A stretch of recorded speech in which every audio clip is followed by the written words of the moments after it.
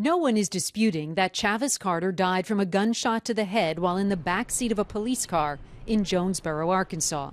The question is, who pulled the trigger? Police say he committed suicide. Quite frankly, I've seen some of our people in custody do some amazing things. But Carter's mother doesn't buy it. She believes Jonesboro police killed her son. I think they killed him. My son was suicidal. At this point, it's still debatable and still under investigation. Here's why. 21-year-old Chavis Carter was handcuffed at the time the fatal shot was fired, double locked behind his back. Is it even possible, physically, to be handcuffed behind your back and somehow pull the trigger on a gun that you weren't holding when you were handcuffed? The average person that's never been in handcuffs, that's never been around inmates and people in custody would react exactly the same way that you just did about how can that be possible? Well, the fact of it is, it's very possible, and it's quite easy.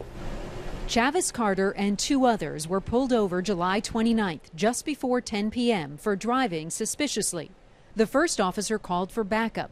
Then the two of them questioned and searched the three men in the truck. When officers first searched Carter, they say they found a small amount of marijuana and some small plastic bags. They did not find a gun. According to the officers, Carter was then placed in the back seat of one of the police vehicles. At that point, they say, he was not handcuffed. It wasn't until later, when the officers searched the suspect's vehicle and found drug paraphernalia like electronic scales and a large bag of white powder, that they patted down Carter again. They placed him once again, they say, in the same police vehicle's back seat, only this time he was handcuffed. How Carter managed to shoot himself while handcuffed, using a concealed weapon police missed during not one but two searches, is a mystery to many, including the FBI, who was looking into it. In their searching, they find a small bag, $10 worth of marijuana, but they miss a gun?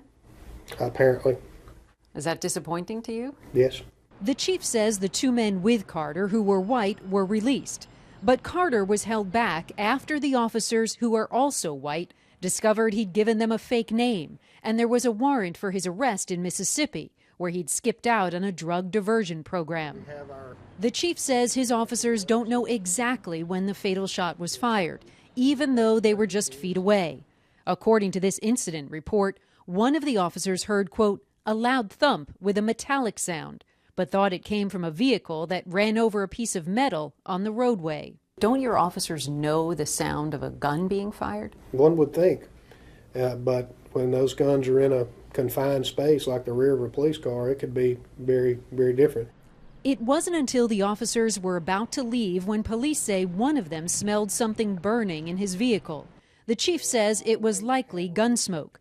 That's when police say the officer found Chavis Carter bloodied and slumped over in the back seat. The officers say they called an ambulance and tried to revive Carter. He died at the hospital. I can't see Carter's mother says it just doesn't add up. She told reporters her son was shot in the right side of the head, but she points out he was left-handed. Police would only say he was shot in the head. They searched him twice. I just want to know what really happened. Teresa Carter says her son called his girlfriend from the scene to tell her he'd phone her from jail, which to her raises the question, does that sound like someone planning to commit suicide? In Jonesboro, supporters have held vigils. Like many, they wonder what motive Carter had to kill himself. A $10 bag of marijuana? White powder that hasn't tested positive for drugs and is likely sugar? An outstanding warrant?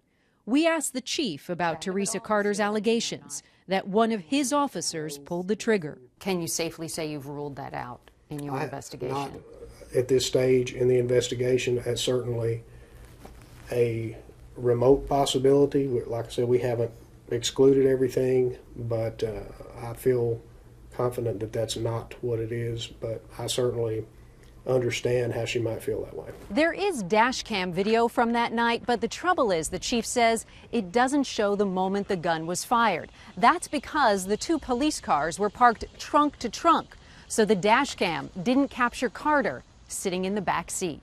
Police have not released the video, but have already reconstructed what happened using a duplicate vehicle.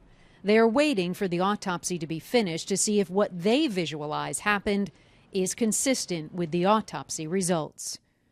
Randi Kaye, CNN, Jonesboro, Arkansas.